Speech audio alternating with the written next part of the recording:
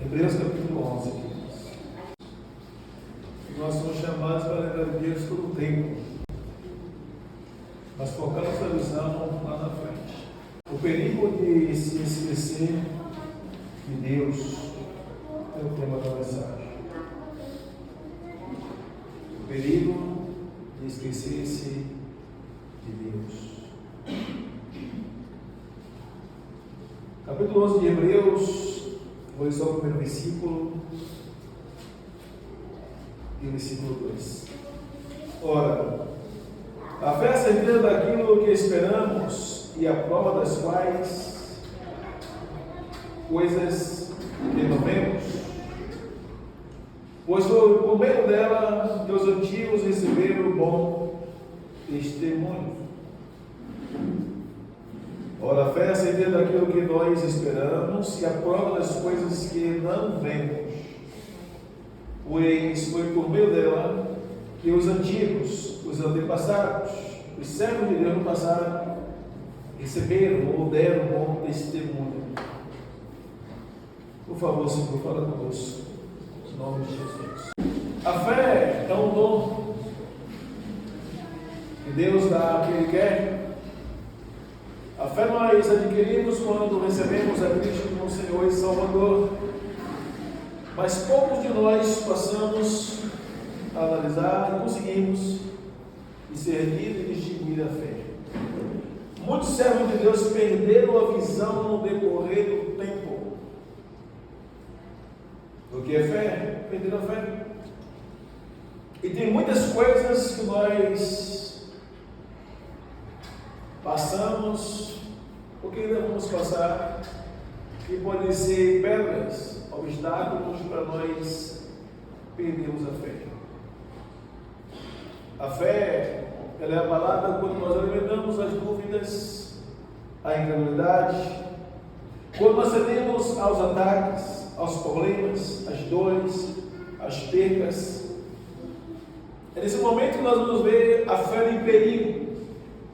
É quando nós vemos uma situação difícil. É quando nós nos encontramos em circunstâncias incontroláveis, que nos dão o nosso controle. É quando nós percebemos que a nossa vida é frágil. É quando nós somos atacados de uma forma terrível e sorrateira.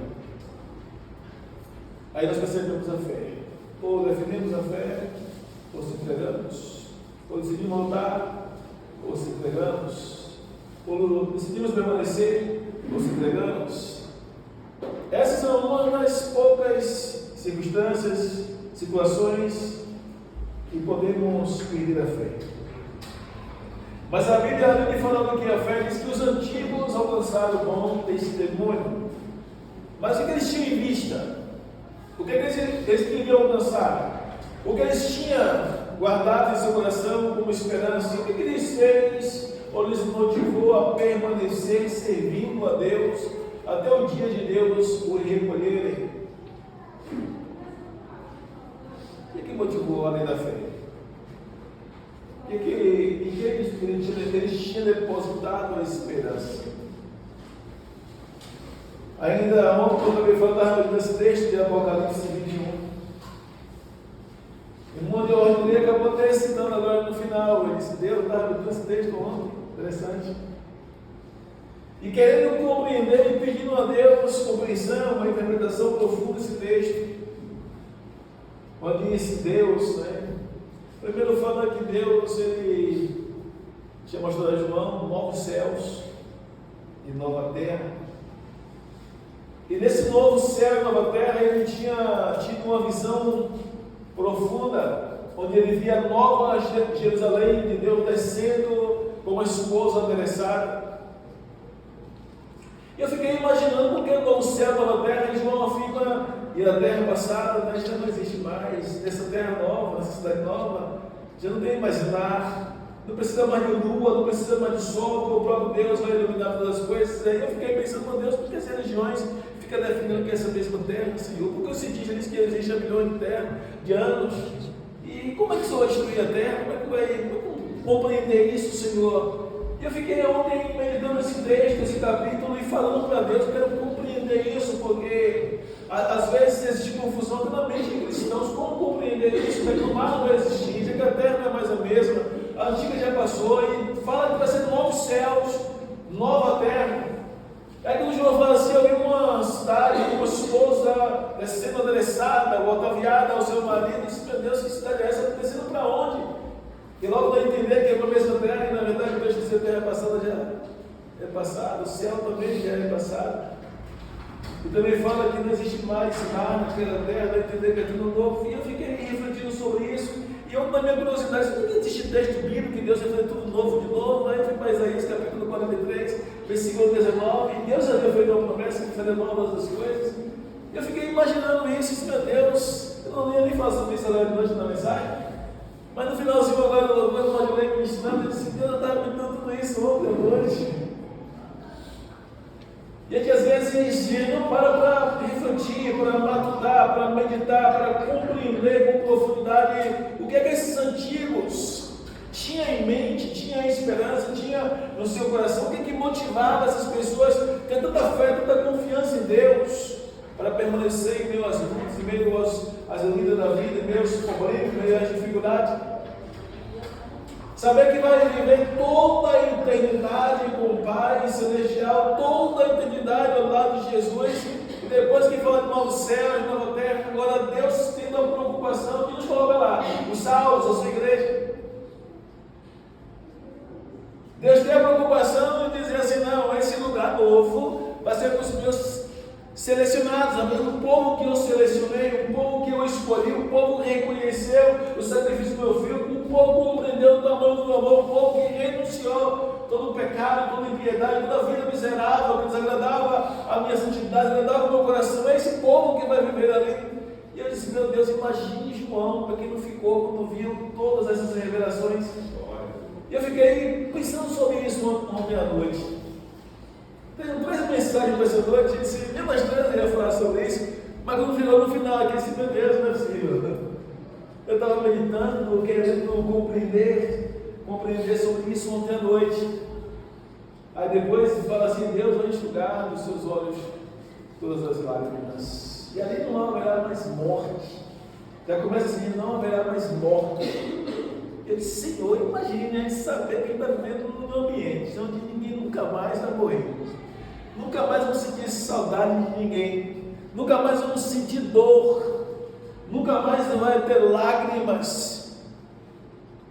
E eu fiquei assim refletindo sobre isso. Meu Deus, como é forte isso, como é forte esse lugar. Como vai ser bom estarmos contigo nesse lugar. Essa foi uma meditação. Você me faz a memória no versículo 12 ainda. O João ainda revela que essa cidade, a metade dessa cidade, disse que Deus colocou 12 postos naquele lugar. É interessante, 12, eu fiquei, eu nunca vou valorizar isso, Senhor. E viu metragem como se fosse de um anjo, mediu aquele ambiente, fala o tamanho da metragem, fala que foi colocado 12 portas, 3 para cada lado. E em cada porta pôs um anjo para guardar a entrada daquela cidade. Eu não sei o porquê, mas fiquei ontem meditando sobre isso. Você imagina o tamanho dessa cidade, um anjo em cada porta, essas 12 portas, e em cada porta tinha o nome de um dos apóstolos ou de uma tribo de Israel. E eu fiquei assim, meu Deus, o Senhor é detalhista demais, porque o número 12, no capítulo 12 de Apocalipse, vai falar também sobre isso, né? Sobre a perseguição do Filho de Deus, da mulher, tudo. Mas o que me chamou a atenção aqui fala dos 12, que deu as asas de água àquela mulher para, quando perseguida, ela fosse ao deserto, para a cidade do Egito, lá Deus guardasse. Número 12, Deus fala dos 12 apóstolos, das 12 tribos de Israel, sempre vai estar falando dos 12, e eu fiquei assim, meu Deus, que coisa interessante. Mas o que me chamou mais a atenção desse texto todo foi eu refletindo sobre o lugar. E ele começa a comparar. Eu confesso a vocês que eu fiquei assim confuso, disse, meu Deus, eu nunca ouvi falar tanto nome, tanta joia. E me surgiu uma curiosidade de pesquisar cada joia, e olhar na internet a imagem de cada joia, e vai começar a falar o carbúnculo, a esmeralda, a jaspe. Disse, meu Deus, eu nunca ouvi falar tanto nome de joia, que ele via lá. E eles têm olha a joia que a gente não vê nem ourives falar que existe. Eles dizem, por que a gente não tirou esse entendimento, Senhor? Ele compreendeu tanto nome, tanta joia, e ele vê tudo isso lá na glória. Ou seja, é para comparar, né? Se esse lugar existe tudo isso, os melhores diamantes. Aí eu fiquei pensando assim, o que esses esses homens vivem, Senhor? Gente, se os cristãos não compreender, não abraçar a salvação eterna, ele está arrebentado. Todos nós temos a facilidade de nos perder se nós se prendermos aos sofrimentos que nós temos que passar aqui na terra. Só Deus conhece a dor de cada um de nós, só Deus conhece os problemas que nós passamos, a dificuldade que nós temos de nos manter em pé. Deus sabe a perseverança, a persistência, a luta, a garra que nós temos tido para obedecer, permanecer de pé. Se nós pudéssemos nessa noite sermos sinceros, e Deus mandou a oportunidade a cada um falar o que está sentindo nesta noite, a gente vê a pessoa chorando, e a ouvir pessoas gritar nesta noite, ainda que aparentemente está todo mundo bonzinho, está todo mundo bem, está todo mundo feliz, todo mundo alegre. Que tem um pouquinho de discernimento, vê que o culto está pesado, que tem um pouquinho de discernimento, sabe que as pessoas não estão bem, que tem um pouquinho de discernimento, sabe que tem algo deslacerada em nosso meio. E eu falei assim, para Deus, não era para nós estarmos assim, Senhor. Não é para estarmos nesse estado de espírito, não é para nós estarmos com o peso desse nosso meio, era para o povo nesta noite estar bradando, te adorando de alma, expondo a alma, Senhor, te adorando com firmeza, com alegria, no espírito, falando para Deus sobre isso e pensando o que está faltando na gente, Senhor, o que nós precisamos mudar. Fala conosco, tem misericórdia, nós precisamos ouvir a tua voz, diretrizes.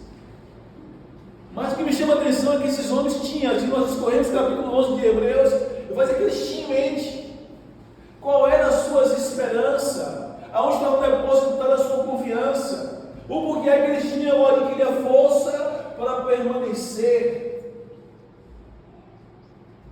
Eram as moradas eternas do Pai.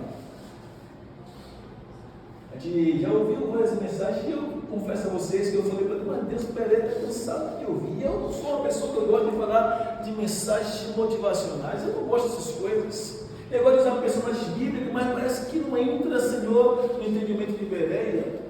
Parece que eles não estão compreendendo, pelo menos essa é a sensação que eu tenho tido, Senhor. Será que eu não estou ensinando errado? Se eu não estou fazendo errado, será que estão compreendendo a tua mensagem? O que está acontecendo? Porque essa mensagem que é ouvida, no meu entendimento, isso não é para a igreja assim.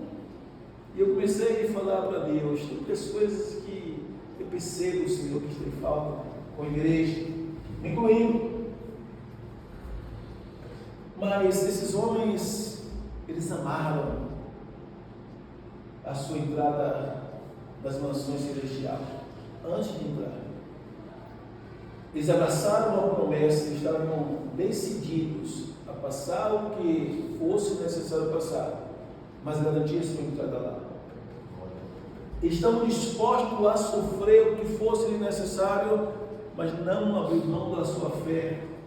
Estão dispostos a sofrer, perder o que é que fosse necessário perder, mas ele não iria abrir mão da oportunidade que Deus lhes deu de viver por toda a eternidade com Ele. E o que me veio à mente ontem à noite dessa meditação foi uma indagação que eu perguntei se o Senhor é assim mesmo. Me veio à mente, quem escolheu o sofrimento na vida de Abraão? Foi Abraão ou foi Deus que escolheu? Ou seja, Deus deu as diretrizes, deu a ordem, foi Ele que decidiu. Aí ele disse, vixe Deus, a gente não escolhe. Quem tem chamado não escolhe o que tem que passar. Quem tem chamado tem toda a opção, não obedece, pois obedece. Obedece para a salvação, pois obedece para a morte. E aí eu comecei a lembrar de outros personagens, vixe Deus, ninguém escolheu, Senhor, passar por isso.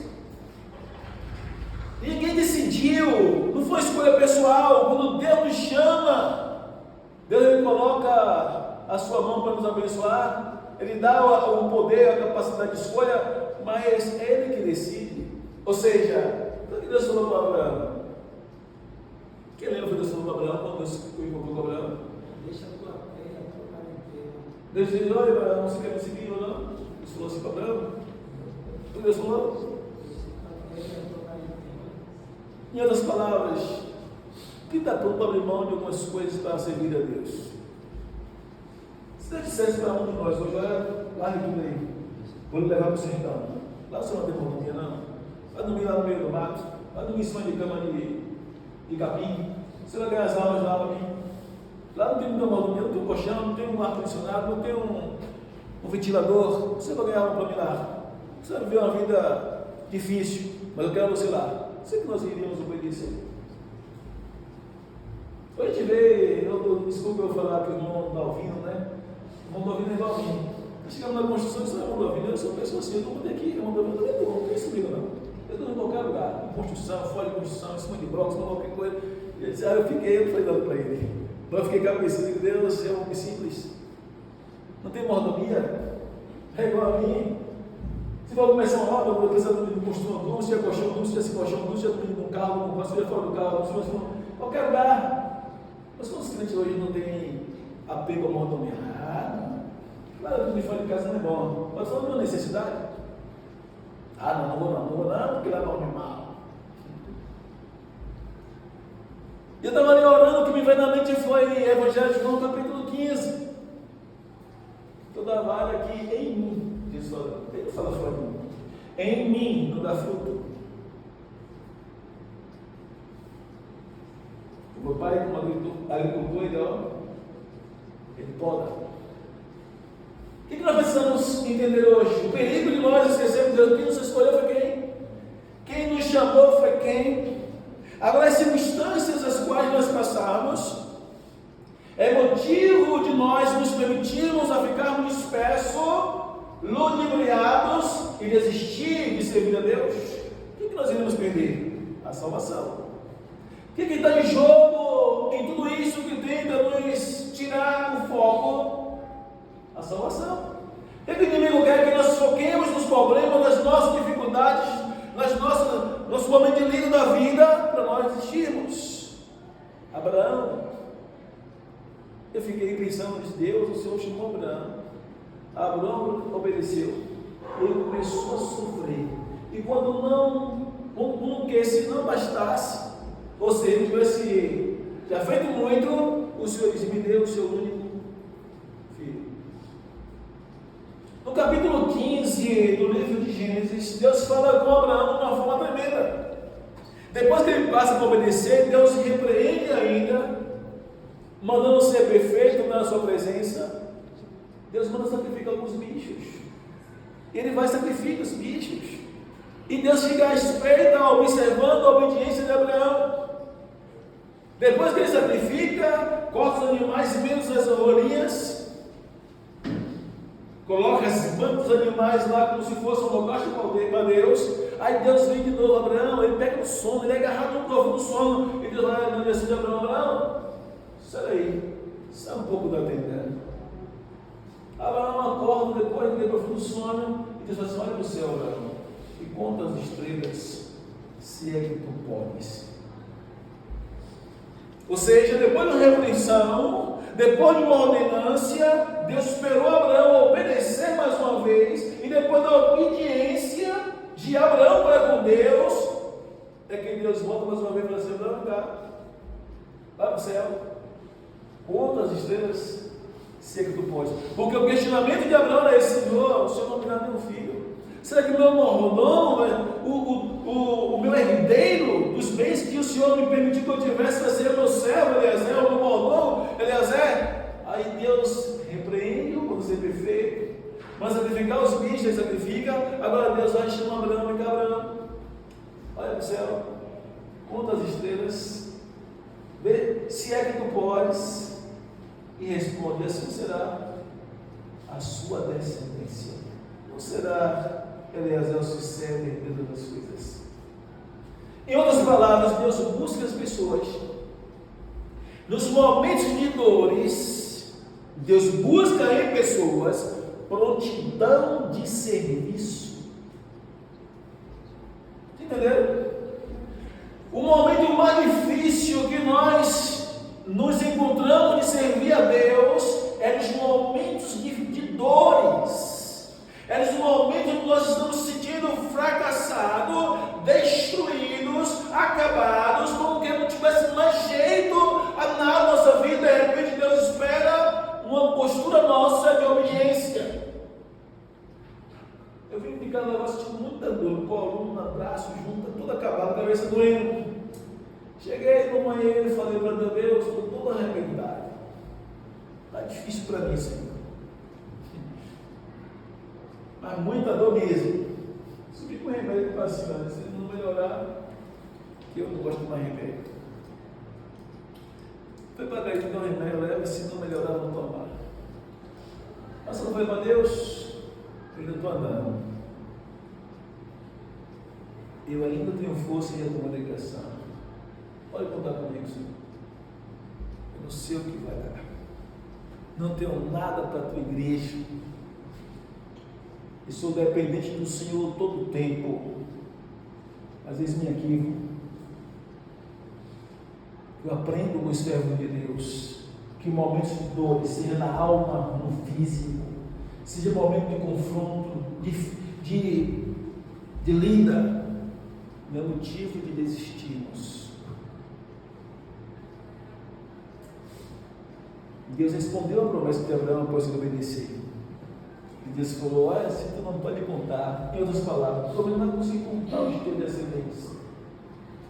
Os descendentes de Abraão estão hoje espalhados no mundo inteiro. Entendeu? Deus cumpriu a promessa? Não. Se Abraão tivesse vivo hoje, fisicamente falando, ele ia conseguir contar os seus descendentes? Poderia? Dá para você entender que quando alguém obedece, Deus, ele cumpre as suas promessas. Em Deuteronômio capítulo 28 diz: se hoje ouvires a voz do Senhor, do teu Deus, e ter o cuidado de colocar tudo que ele te ordena em prática, bendito tu serás, onde tu entrares e onde tu saíres. Até o versículo 12 vai fazer grandes promessas, uma promessa após a outra. Eu costumo fazer crítica construtiva, dizendo: não é a campanha, não é o jejum, nem mesmo a oração que move o coração de Deus. Primeiro, a obediência. Sem a obediência não adianta o sacrifício. Eu posso orar 10 horas por dia, eu posso jejuar 30 dias, sem a obediência não funciona. Agora obedece e faz essas coisas, aí vai ser um cardápio completo. Quem obedece a Deus, se preocupa em agradar a Deus, e também jejuma, e também ora, as coisas funcionam. Campanha não. As campanhas de hoje é mais para alcançar propósitos humanos, terrenos, tirar dinheiro do povo, isso é logo direto, do que aproximar o povo de Deus. Agora obedeça. O que Deus manda fazer, você vai fazendo. Está difícil, vai fazendo. Está doendo, vai fazendo. Está perdendo, vai fazendo. Não está aguentando mais, vai lutando para continuar fazendo. De repente as coisas começam a melhorar. Como eu falei, como que se não bastasse você vai dar meu filho. Agora se coloque no lugar de Abraão. Ele passa a amar uma moça, decide casar com ela, e depois do casamento descobre a estéril.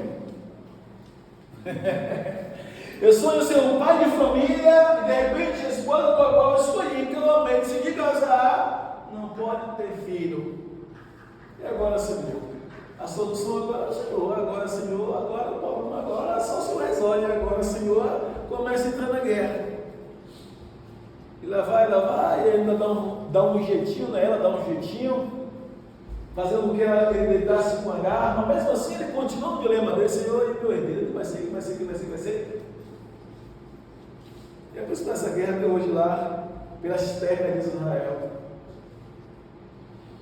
Os muçulmanos são descendentes de Ismael, o filho de Agar, com Abraão, até hoje. Isso é bom, né? Sabemos disso porque a gente vê que a Bíblia, apesar de nós termos acesso, e parecer tão antiga, né? O povo está existindo até hoje. A gente vê que a Bíblia é verídica, até hoje nenhuma ciência conseguiu divulgar, porque sabe que é verídica, é verdadeira. Ela não conta historinhas da carochinha, são fatos. fato, no argumento. Ninguém pode combater a Bíblia. Mas o mais interessante é que Deus, Ele decidiu pela obediência de Abraão, em todas as diretrizes que Deus deu, ele passou a obedecer. Deus decidiu responder e realizar o seu sonho de ser pai, de ser herdeiro, mas agradou tanto a Deus a sua obediência, que nesse mesmo capítulo 15 vai dizer que foi imputado a fé de Abraão como justiça. Ou seja, porque ele creu, e Abraão creu, e só porque ele crê em Deus, é considerado como patriarca na fé. Porque ele acreditou na voz de Deus, ele passou a obedecer a voz de Deus invisível, e passou a ter êxito, alcançar vitórias. Mas o mais interessante é que ele não esqueceu de Deus. O segredo da nossa vitória é não esquecer de Deus em meio às turbulências. Esse sábado eu passei um momento de chateação, mas muito chateado, fiquei muito chateado, muito zangado, muito furioso. E eu falei: Deus, eu não quero parar não. Com as poucas forças eu vou continuar. E Deus foi bom, Deus foi tão maravilhoso. Deus sempre é bom, sempre maravilhoso, ainda que não dê tudo de acordo com a expectativa. Chegando na localidade para resolver a situação, Deus mudou a situação toda. As coisas começaram a funcionar. E eu vi a mão de Deus em favor da minha vida. Eu sou calmo observando o trabalho de Deus e glorificando a Deus no íntimo. Às vezes nós não compreendemos as coisas quando acontece o contrário. Não precisamos compreender, não precisamos entender. É somente permanecer na posição. É somente esperar o tempo de Deus dar a resposta. Será que Deus falou para Abraão, caso você tenha dificuldade, olha, está estéril? Deus é Deus. E muitos de nós pensamos que Deus tem que ser igual nós imaginamos, né? Pô, Deus, você não falou comigo, Senhor. Quer passar essa peleja toda a minha esposa, minha mulher de filho? Só que Deus, o Deus que abre o mar, o Deus que fecha, Deus que abre. Agora o segredo para nós alcançarmos tem esses favores. Por mais que aparentemente seja impossível para alguns, primeiro obedecer e agradá-lo. Abraão agradou tanto que Deus o chamou de amigo. O servo de Deus o chamou ele de amigo. No capítulo 22, ele não dá seu filho. Ele vai dar.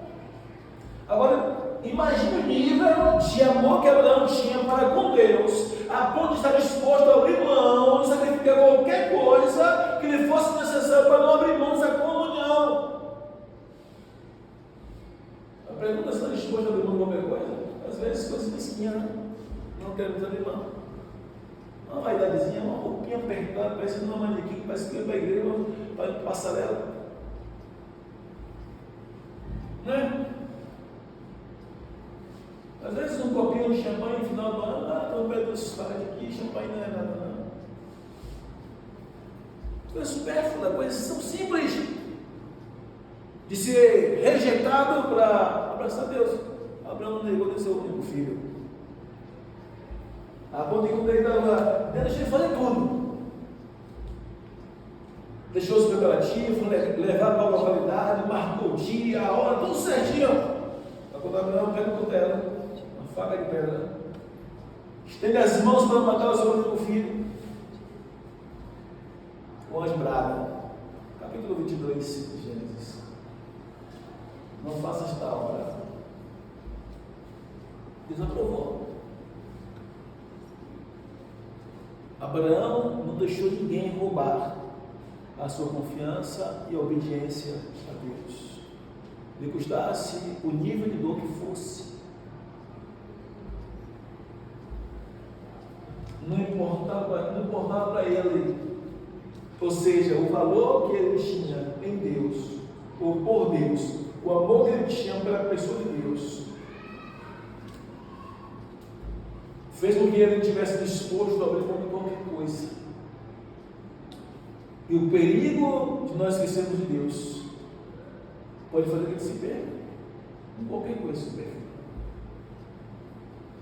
A Bíblia fala em 2 Crônicas, capítulo 26, hoje de manhã eu falei sobre ele, um homem chamado Uzias.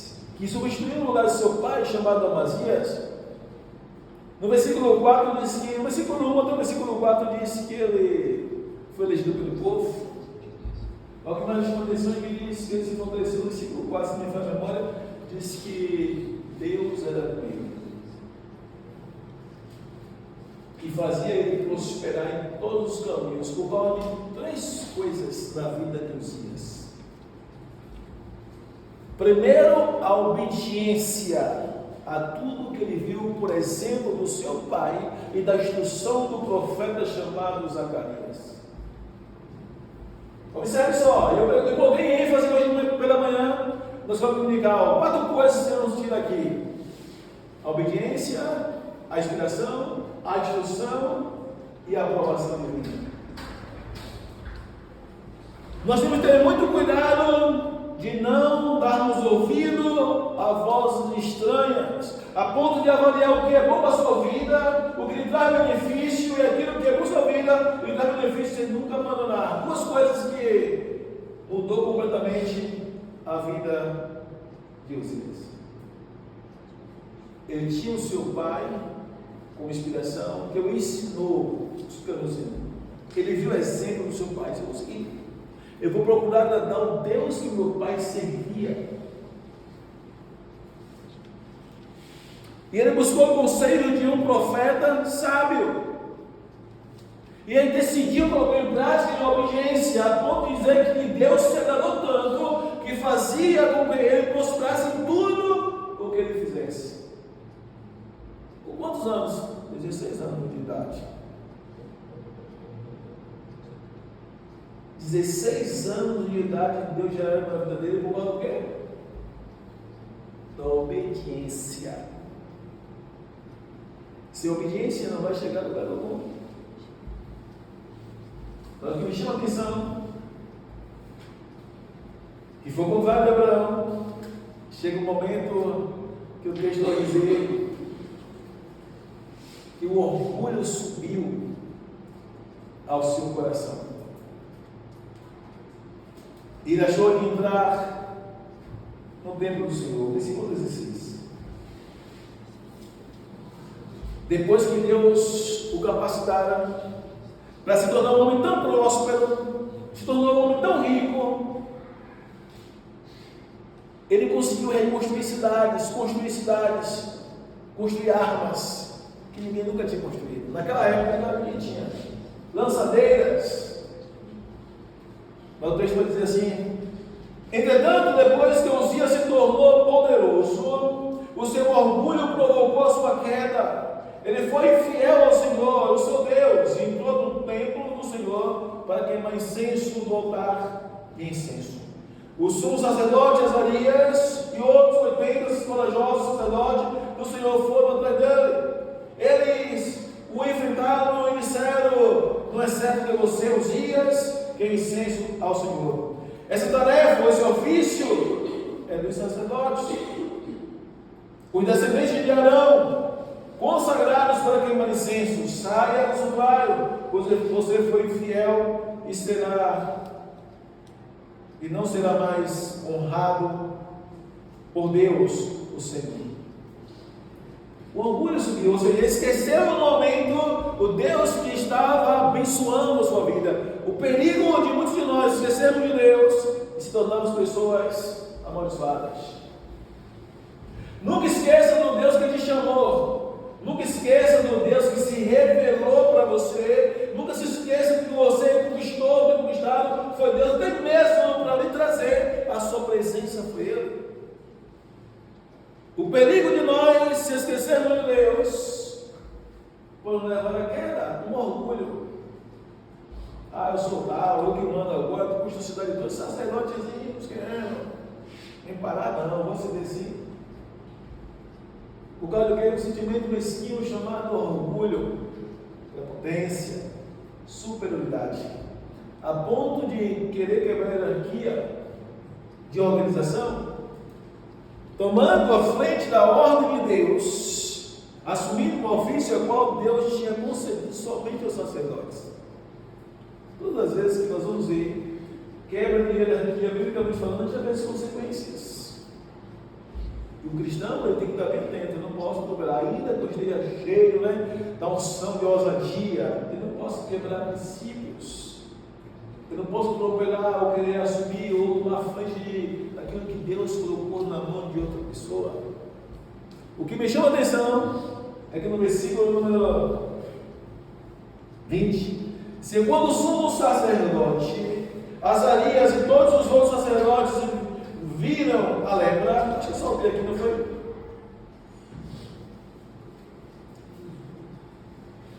Eu só vi aqui a parte do versículo 19.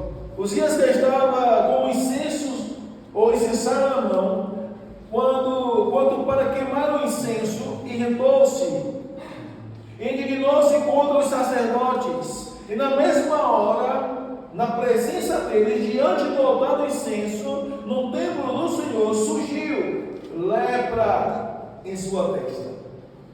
Quando o sumo sacerdote Azarias e todos os outros sacerdotes viram a lepra, expulsaram-no imediatamente do templo. Na verdade, ele mesmo ficou ansioso para sair, pois o Senhor o havia ferido.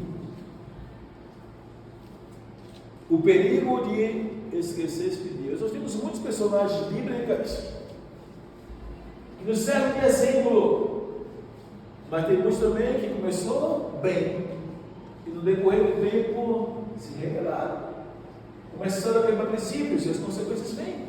Ou seja, nós temos que termos cuidado com o nosso tempo de serviço com Ele.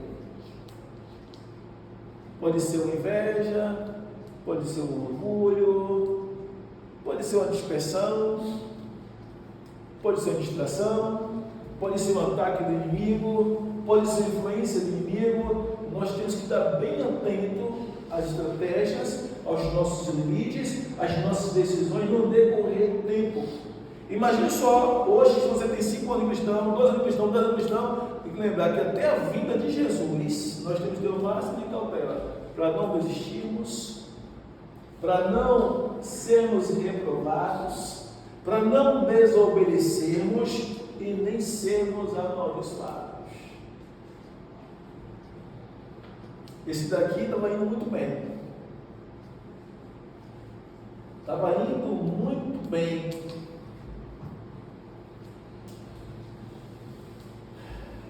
Mas depois cometeu esses erros graves. Eu gostaria que você olhasse quantos anos ele serviu. Quantos anos ele estava a serviço? Versículo 3. Uzias tinha 16 anos de idade quando o tornou rei. E reinou quantos anos? 52 anos. Mais 16 que ele tinha, dá quanto? 68. Ou seja, esse orgulho subiu depois de quantos anos? 52 anos servindo ao rei. Quando eu falo o perigo de esquecer de Deus, ou seja, você tem que estar bem atento. Eu posso servir a Deus humano, 10 anos, 20 anos, 50 anos, qualquer um da gente, podemos surtar e tomar decisões erradas, se achando ser alguma coisa momentaneamente. E aí então, tomando o perigo do tempo. Há um texto, que eu falo de tempo, só me vem à memória aquele texto do livro de Lucas, se me fala no capítulo 18, versículo 8. Na parte B do versículo, Jesus conclui dizendo assim, Lucas 18, 8. Porventura, quando o Filho do Homem vier, achará ou encontrará fé na terra? Você vai encontrar pessoas lutando, persistindo, perseverando.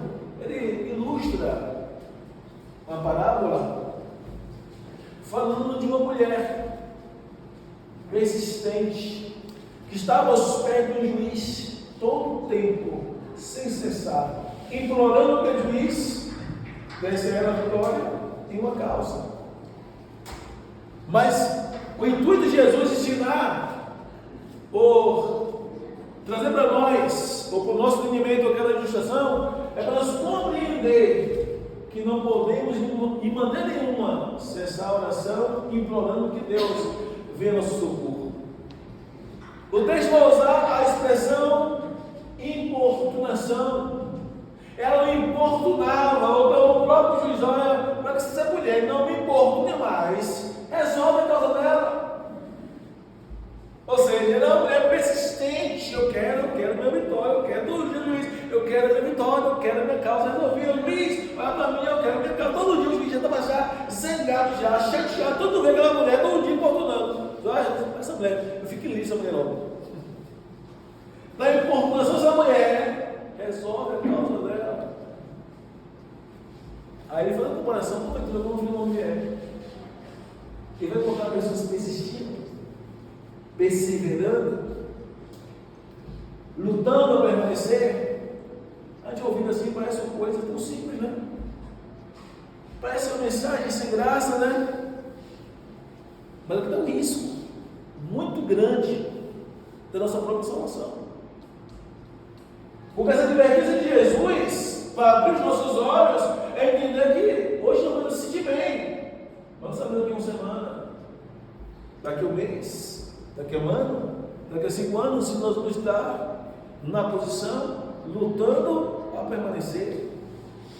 Pode ser um probleminha no meio da gente, uma facção de novo, um levante, um trabalhar do inimigo. E de repente, ele se encontra longe. Que é isso, pastor? Acontece? Acontece. E vai acontecer com muitos. Ô pastor, não fala isso não, é verdade. Sempre vai acontecer. Deus sempre limpa a sua ilha. Deus sempre limpa a sua casa. Só não vai limpar a sua casa se todos nós amadurecemos e obedecermos. Se todos nós obedecermos, todos, de forma coletiva, obedecemos, aí as coisas vai, tudo bem. Mas se Deus começar a ver pecadinho escondido, o pastor não está vendo, as irmãs não estão vendo, ninguém está vendo nada, isso aqui é só entre a gente, é só eu e Deus. Oh, Deus, perdoa aí, mas vamos fazer de novo. Senhor, perdoa, vamos fazer de novo. Aí vai chegar uma hora e não dá para ficar no meio do meu povo, não.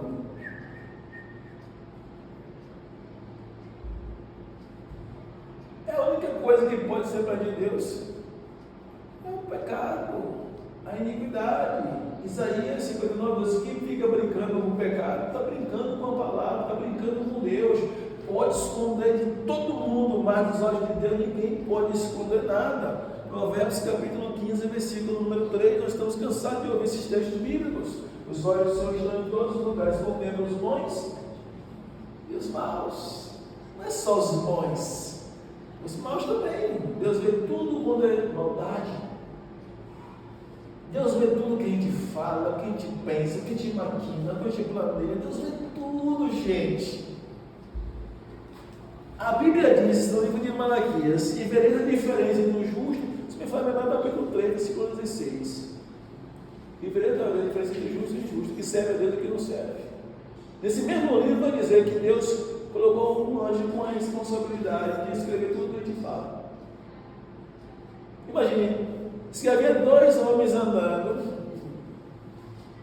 e conversando, e havia um memorial no capítulo 3, versículo 18. Irmão, lá, 3:18, não pode falar, fica à vontade. Diz que havia um memorial na mão do anjo e 2 pessoas andando, e o Senhor atentava. O Senhor foi um anjo, não. O Senhor atentava para tudo que eles estavam conversando, e o anjo escreveu tudo. Ó. Aí você entendeu a Apocalipse capítulo 20? Coisa que foi aberto os livros no plural, não um livro só. Aí tem o livro das obras. Ela dizia, Jeremias, olha. Maquinava isso, falava isso, fazia isso, ó. Vai ser bom, né? As intenções para ser Jeremias era essa.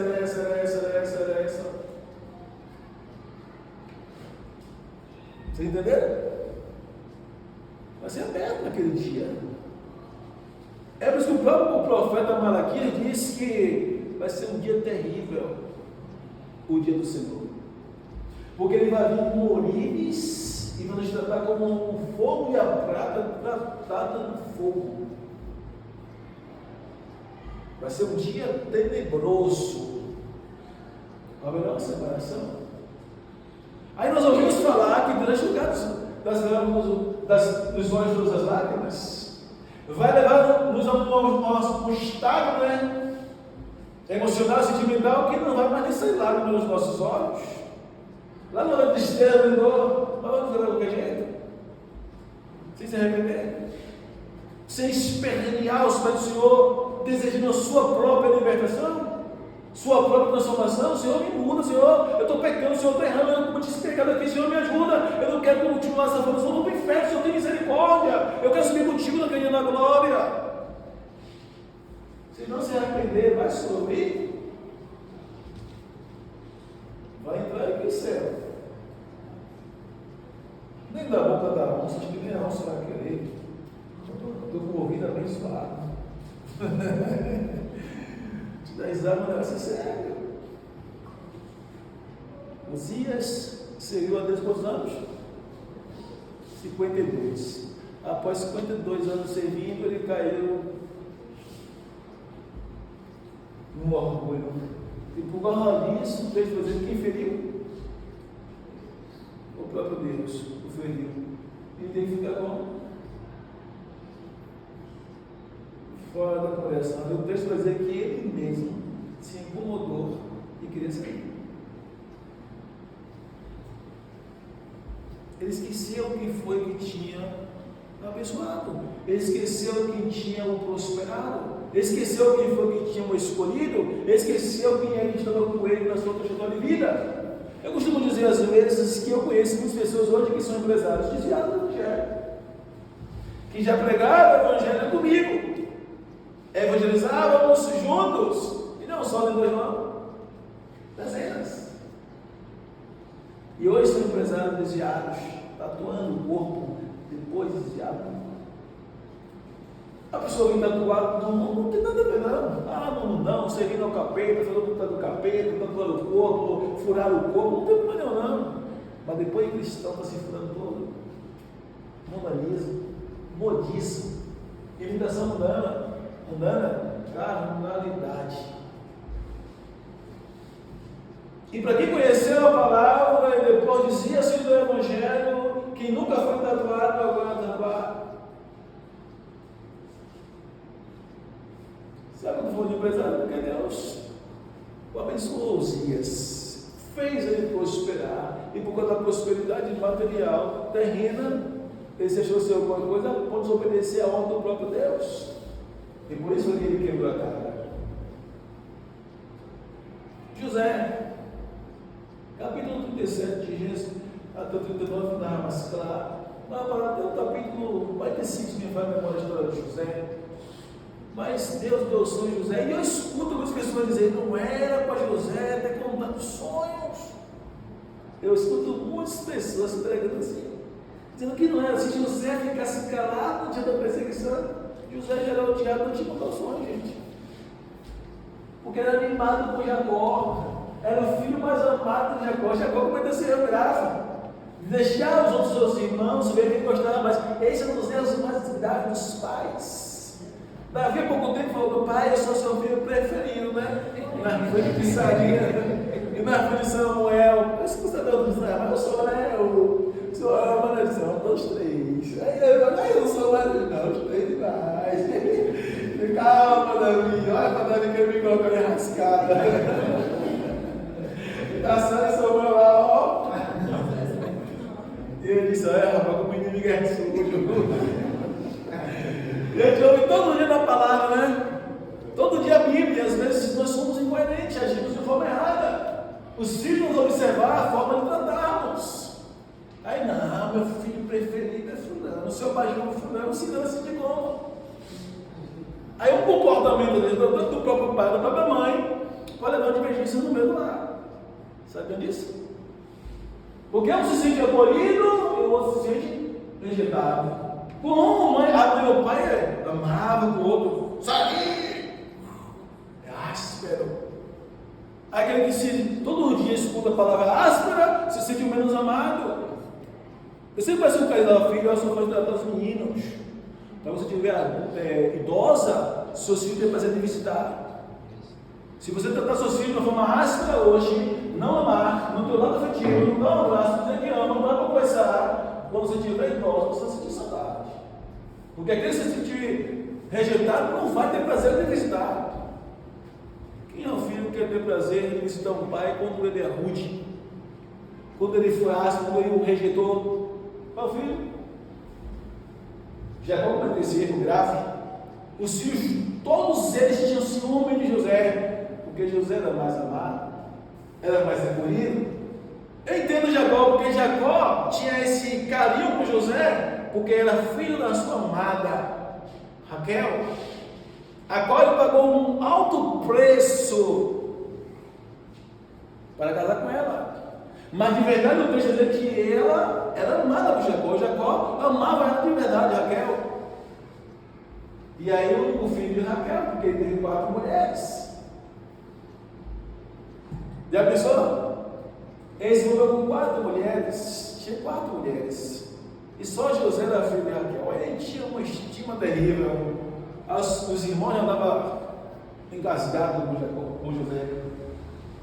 E para acabar de completar, Deus vai lá, escolhe José pela vez, olha, eu vou cumprir uma obra na tua vida. E fala para José, revela para José o segundo mundo para os irmãos que eu vou lhe revelar. Só que enquanto eu costumo dizer, o sonho de José não é sonho de José, é sonho de Deus na vida de José, porque não foi José que escolheu, foi Deus que deu a José para se cumprir. Porque tem sonhos que são pessoais, por exemplo, você sonha ter sua casa própria, é um sonho pessoal. Outra coisa, Deus vai mostrar a casa que ele vai dar, é um sonho de Deus. Deus deu o sonho, Deus mostrou como vai ser a casa, Deus mostrou como vai ser a casa. Então, é um cumprimento. Às vezes você tem um sonho, Deus, se aquele sonho você tem, Deus lhe mostra onde vai ser, se vai ser, como vai ser a casa. Você entende? Uma coisa é sonhar e você projetar. A casa vai ser assim. Tem pessoas que desenham. Vou fazer minha casa, olha, minha casa vai ter um pátio, vai ter 2 quartos, vai ter uma garagem. Você desenha. Eu já compartilhei sobre pessoas que estão dizendo: eu desenho minha casa, pastor, já desenho minha casa. Isso é ótimo. E quando se refere a uma posição dessa de José, de ser governador, José nunca sonhou, nunca pensou em chegar lá. Se perguntasse a José, um dia tu pode ser um governador, ele dizia: eu não, nunca, não tenho capacidade para isso. Deus foi lá e deu sonhos a José. Quando os irmãos ficou sabendo disso, passaram a odiar mais. Já não era muito paciente, agora só tratava José de uma forma a se esperar. E por causa desse ciúme, decidiram vender os amalequitas. Os amalequitas decidiram vender aos criados de Potifar, os servos de Potifar, e levados para o Egito. O que me chama a atenção é que Deus, desse sonho de José, mas não contou a José o que ele iria passar.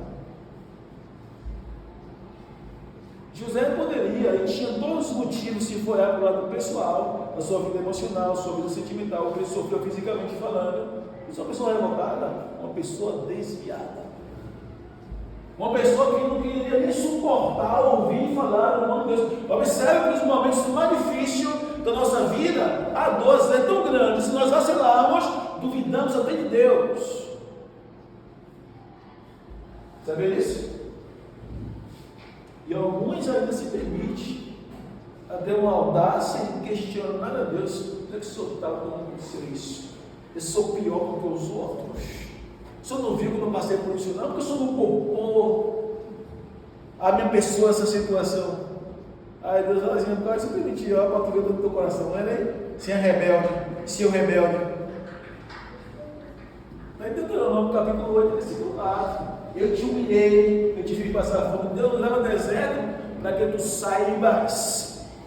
Deus sabe, mas para que tu saibas o que passa no teu coração.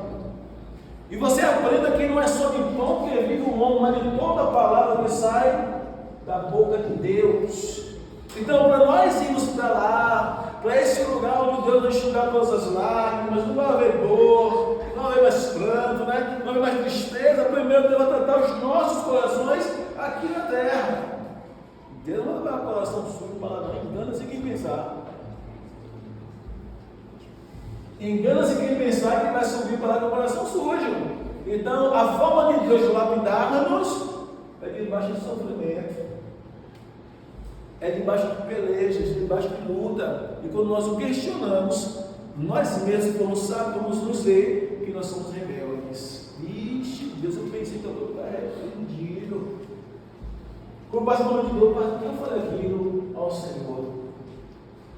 Jó tinha motivo para reclamar? Tinha motivo para desistir?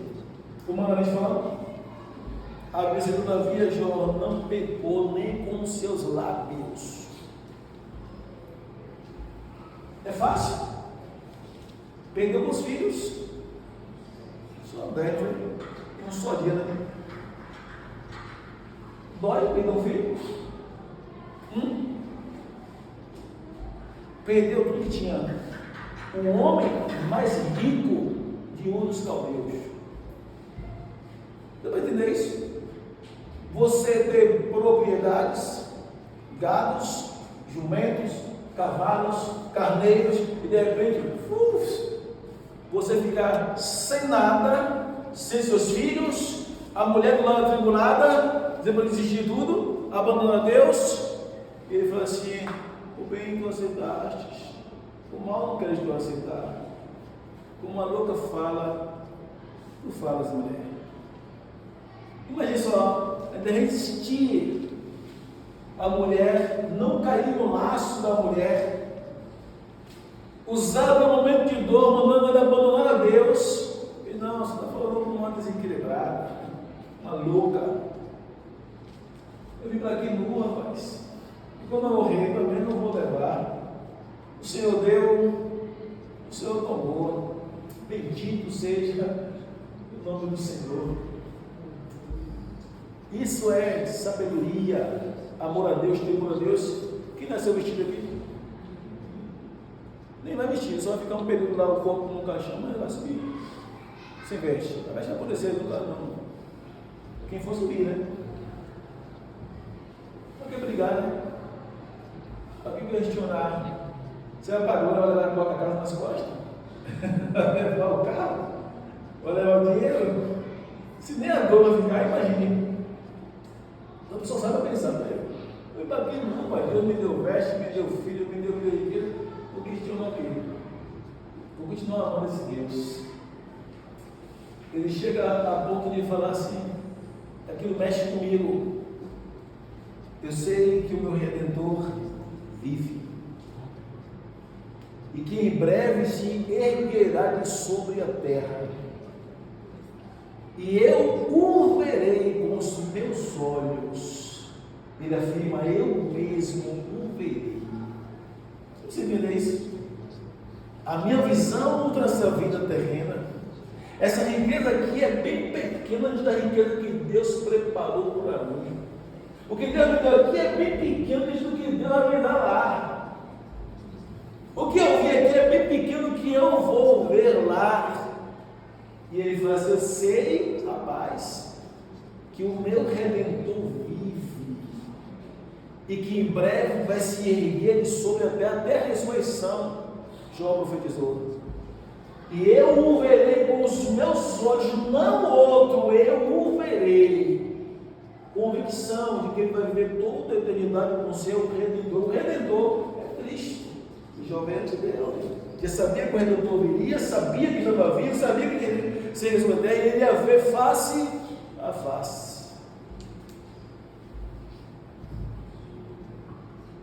Aqui nós temos que tirar lições, temos que ter o cuidado de nós não esquecermos de Deus, de tirar lições das personagens que obteram vitória até o final e as pessoas que não obteram vitória até o final. O perigo não está quando se entregar a Jesus, o perigo está no decorrer de permanecer na fé, porque nós somos todo o tempo afrontados. Cada circunstância contra a nossa fé é afronta, é desespero, é angústia. Cada momento difícil que passa, há conflitos de decisões. Permaneça ou desista? Vale a pena continuar ou não? Será que continuar indo para a igreja ou não? Será que vale a pena servir a Deus ou não? Conflitos. Que vale, a gente sabe que vale. Que é bom, a gente sabe que vale. Que é comparado, sabe para que esse questionamento? Porque é momentos de dores, momentos difíceis. Então todos nós vamos entender o quanto nós somos frágeis e limitados como seres humanos nos momentos difíceis. Nós vamos entender a nossa necessidade de sermos sustentados por Deus. Agora imagine, né? Mas não teve, né? Oportunidade de escolhas. Deus nos convenceu por meio do seu Espírito. Nós dizemos que aceitamos Jesus, mas o próprio Jesus fala que não foi nós que aceitamos a Ele. Não foi vós que escolheu esses amigos, mas eu vos escolhi a vós. E vos nomeei. Foi Deus que nos escolheu. Jesus nos escolheu. Ele simplesmente abriu o experimento, uma luz. Você precisa tomar decisão, só isso. Eu te escolhi. Estou esperando você. E aí? Olha lá. Só nos convenceu. E nós decidimos seguir. Agora cabe a nós a responsabilidade está sobre nossos ombros de permanência. Qual a direção de Deus escolheu José? Deu esse sonho a José, não falou que ele iria passar. Ou seja, foi José que escolheu sofrer. Não foi Jó que escolheu sofrer e nem seguiu. Não foi Abraão que escolheu. Abraão, céu da terra, obedecer essa voz. Se você analisar de uma forma carnal, humana, terrena, não foi ele que decidiu. Você perceber a sua própria vida, tem coisas que você vai querer desistir, não vai conseguir. Referente ao reino, quantos de nós pensando que existia algumas coisas para fazer para Deus e nós encontramos aqui ainda? Ninguém se prende a mão, não, senão a igreja vai se compreender. Todo mundo se prende a mão. Ou não? A gente que não vai ficar nenhum que não se prender a mão aqui. Todos em algum momento vão deixar, sabe que não chega, não dá mais não consegui não, sou incapaz, né?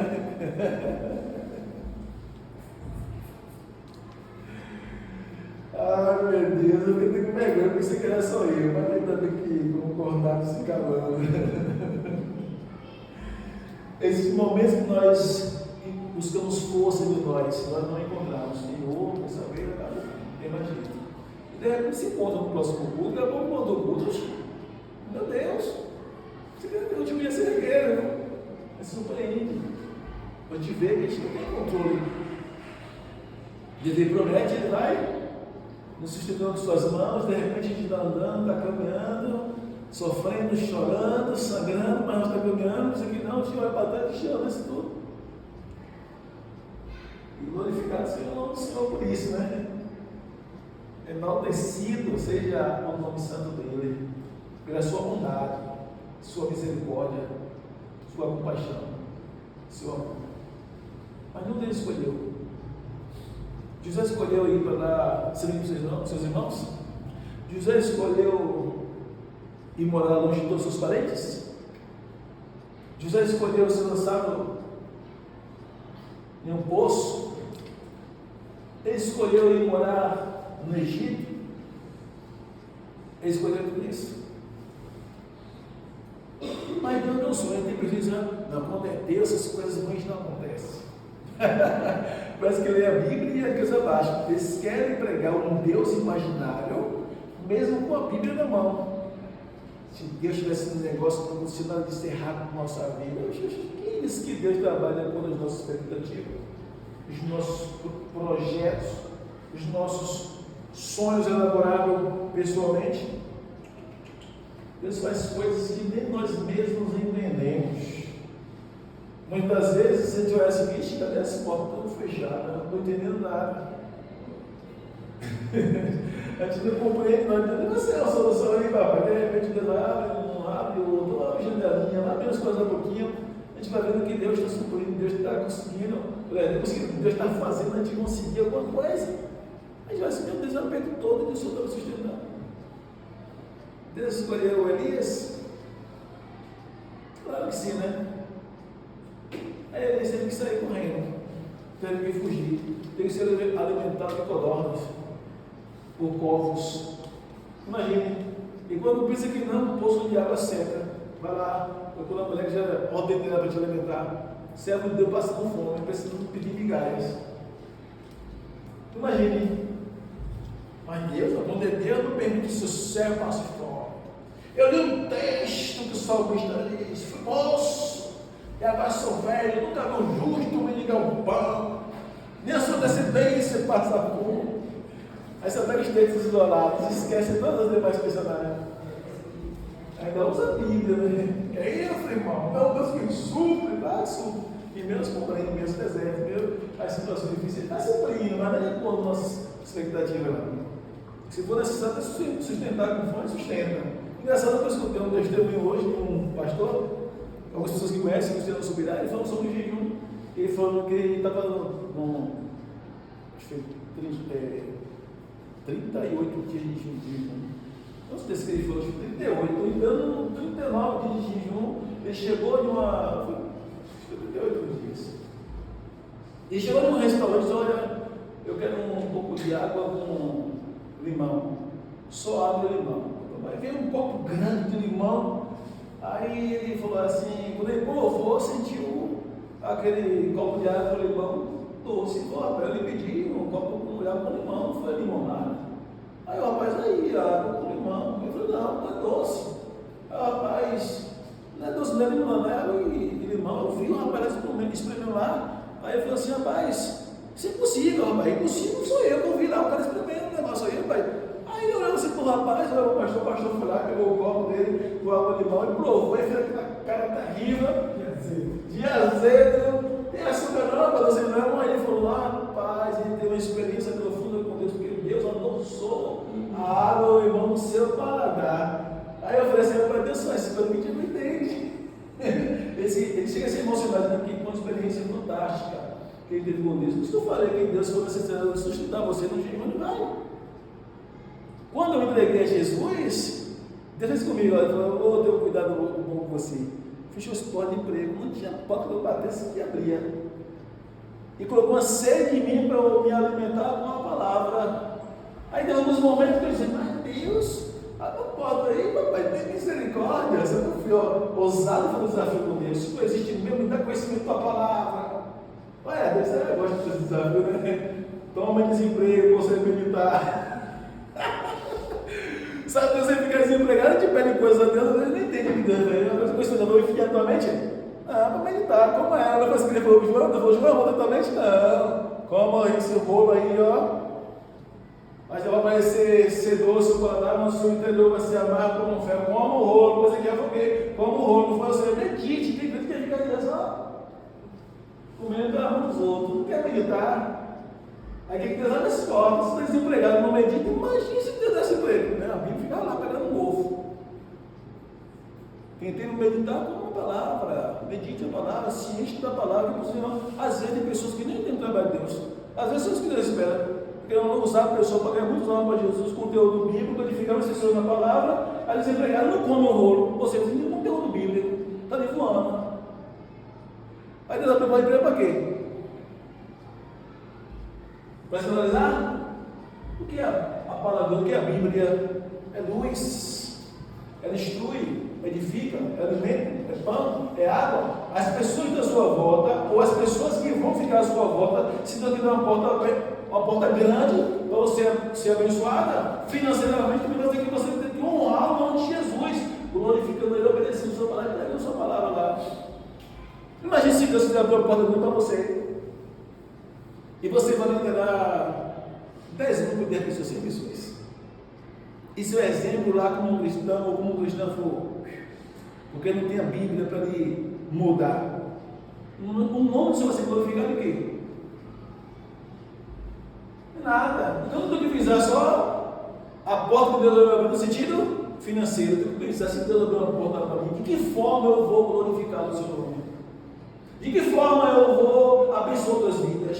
De que forma eu vou guiar as pessoas que vai ser entrando por mim? José foi assim. Ele não se corrompeu, ele não esqueceu tudo que aprendeu um pouco tempo, ou poucos anos com seu pai. Ele era temente de Deus, era como José, em todo o tempo. E Deus abençoou, mas Deus não poupou dos sofrimentos. Vendido pelos seus próprios irmãos, foi vendido de novo para o Egito, lá sofreu calúnia, difamação, prisão no cárcere, inocente, injustamente. Imagina só, agora uma coisa que poucas pessoas falam para José, é que ele era compromissado, responsável e produtivo. Olha, se você for estudar a vida de José, Deus escolheu, já tinha responsabilidade. Antes de Deus dar o sonho, já tinha responsabilidade. Qual era a responsabilidade dele? Supervisionar os irmãos. Os irmãos roubavam o cabelo do pai, ele era o pai, o cabelo lá. Cuidado com as coisas que o pai tinha. Os irmãos ficavam lá, desgraçado, denunciou a gente, nosso pai. A gente comeu o cabelo escondido, ele foi lá denunciar a gente. Já estava lá de olho, não roubo não. Vou entregar vocês do pai. Já estava ativo, sempre lá de olho nos irmãos, se não ia roubar o pai, e os cabritos das ovelhas, tudo estava segura. Ele vai vendido, os amalequitas vendem para o Egito, lá ele passa fazendo o quê? Trabalhar para Potifar, prosperando, disse que Deus era com José. Ele vai para o cárcere, lá no cárcere, ele passou a servir as pessoas dentro do cárcere, servindo, trabalhando no cárcere, cuidando do povo. E Deus era com ele lá dentro. E quando ele sai lá do cárcere para ser governador, de novo trabalhando. Ele ficou pensando na mente, não vou trabalhar muito mais, cheio de problema, não, eu vou trabalhar, Senhor, não, vou para minha mente, Senhor, não, eu vou ser produtivo, Senhor, eu vou dar resultado. Ele sai lá, assume a função de governador, e o rei não. É um homem produtivo, é um homem trabalhador. Quem é outro que nós vamos confiar? Essa é a responsabilidade, senão esse aí que o Espírito dos deuses está sobre ele. Até o rei via que Deus era na vida de José. Aí tem pessoas que pensam que Deus não é ninguém, não é preso, né? Foi preso e fez uma coisa errada. Tem gente que é ignorante demais, as pessoas presas inocentes. Umas pessoas, às vezes, presas. Há pouco tempo teve uma reportagem de um rapaz que foi preso justamente, conseguiram provar, não sei, 50 anos preso. Aí o Estado tinha que pagar a indenização do cidadão, estipulou o valor em toda a lei a receber. No dia de receber a indenização de caldo.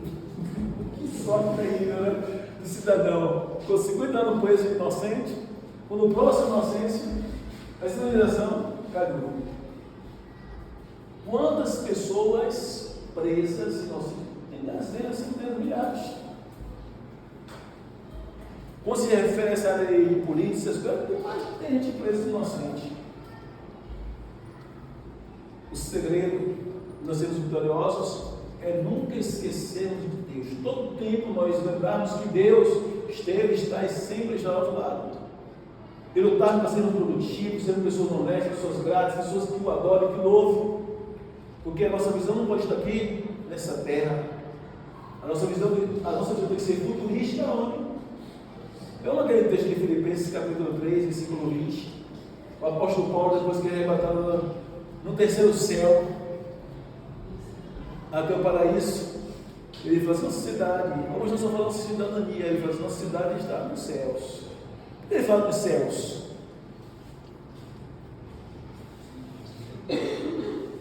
A gente sabe que a gente vai estudar um pouquinho, além dos estudos ser limitado, né, ao alcance humano, não esqueça de três céus.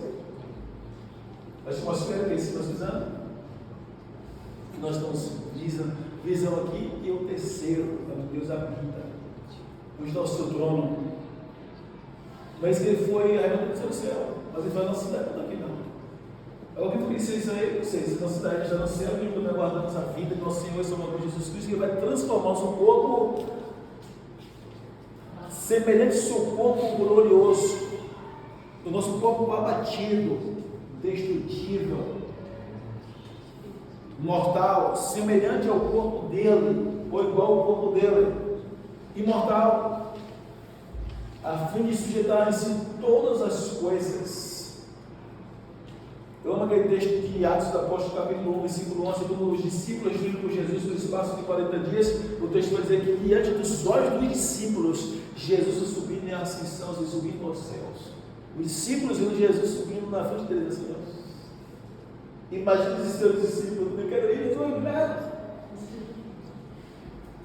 Jesus subiu na ascensão, se a lei da gravidade não o controlou. A lei da gravidade, segundo a ciência, aquilo que joga, tudo que joga para cima é joga para baixo, tudo que sobe tem que descer. Jesus não precisa estar preso ou não fica preso à lei da gravidade. E a promessa, segundo o apóstolo Paulo, é essa aí: não vai ser o corpo de Jesus, nem a lei da gravidade, nada vai nos poder impedir. Eu já tive o prazer, e eu gostaria que todos os cristãos tivessem experiência de ser arrebatados no Espírito. É uma sensação maravilhosa, de liberdade. Você voa, você está aqui, não dá para você ver dentro o trajeto que ninguém anda não. E você volta para o lugar: meu Deus, eu fui lá, eu estou fulano, vim ciclano, voltei para o lugar. Como foi isso? Nem a imaginação consegue alcançar a velocidade. Só para você entender. Se não consegue a imaginação alcançar, imagina a visão. Eu estive naquele lugar. Eu vi fulano e tal, eu vi fulano dançando no inverno. São coisas extraordinárias. Imagine, num dia que Jesus voltar para levar seu povo para a glória. Para esse lugar onde está descrito em Apocalipse 21. Então, quando nós fixamos a nossa fé nessa esperança gloriosa futurística, nós vamos conseguir superar os traumas, as dores, os problemas, as lutas, as guerras, os levantes. Nossa visão não está aqui, não. Nossa visão está lá. É por isso que Colossenses capítulo 3, versículo 1, o apóstolo Paulo fala assim: ó, se já ressuscitaste com Cristo, pensai nas coisas que são de cima, onde Cristo está sentado à destra de Deus. Se já ressuscitaste com Cristo, buscar as coisas que são de cima. O apóstolo Paulo manda a gente pensar nas coisas que é louvável. O que nos espera amanhã? Hoje nós estamos numa trajetória de batalha, ou seja, logo nós vamos estar na glória. É só esperar um pouquinho, né? De anos. É só ter ou buscar força em Deus para permanecer. E ai de nós se desistirmos. Ai de nós se esquecermos dessa promessa. Ai de nós se esquecermos de Deus. Ai de nós se voltarmos atrás. Esses homens alcançaram esse favor divino porque eles tinham no coração a esperança, a convicção de que um dia o Senhor viria, que Deus nos ressuscitaria dos mortos, que Deus nos levaria para viver com Ele na glória.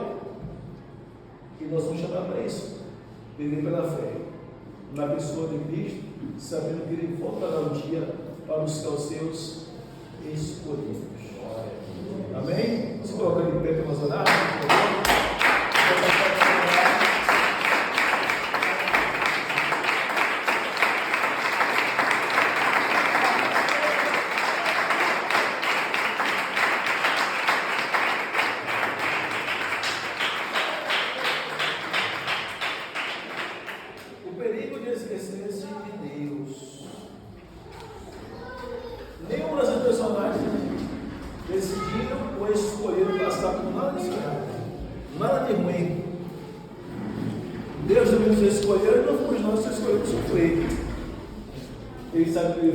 Se Ele quer ser glorificado em nossas vidas, Ele quer ser glorificado aqui na sua vida, em nossas vidas. Se nós não entendemos isso, nós precisamos contar com a sua misericórdia.